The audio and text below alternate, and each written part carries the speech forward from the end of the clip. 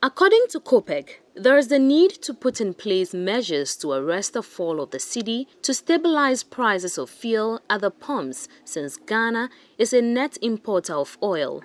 The executive director of COPEC, Duncan Amoah, argues that even though the easing of COVID-19 restrictions globally may have contributed to the prices of fuel going up due to increased demand, the strength of the cedi is a major factor. You do have your drivers, what moves fuel prices either down or stable or up.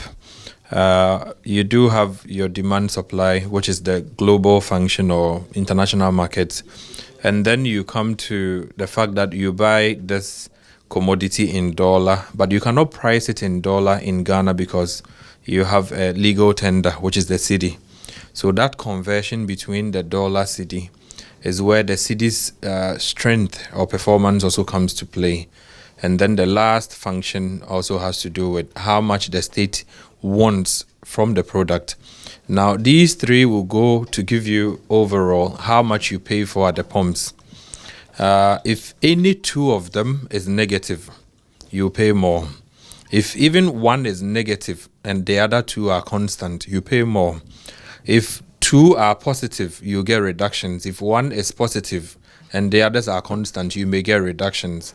But unfortunately, the way prices are set locally, you are almost always likely going to get increases more than reductions because your local currency hardly gains over the other major trading currencies, particularly the dollar. And so whereas anytime your cedi depreciates, you're going to pay more at the pumps. That is exactly what you're saying currently. World market prices have gone up a bit, but the cedi is also not stable. And so the importers would apply what you call the forward forecast.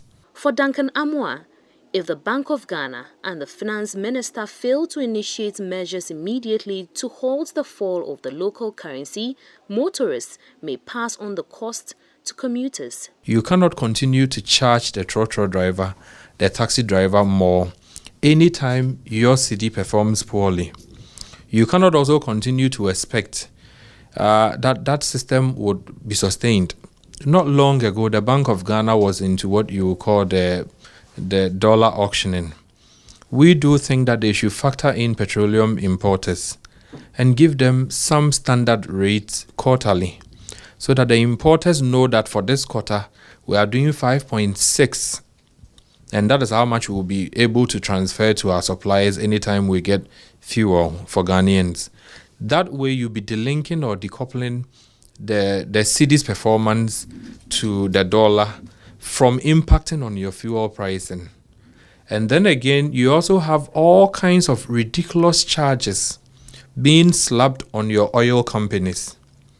Once you apply high licensing fees, high charges, high amounts of, penalties, as some are even currently complaining that when the time lapses for you to have paid to GRA and you go to pay, they tell you the taxes that you should have paid, which you haven't been able to meet that obligation, some whatever interest rates would apply.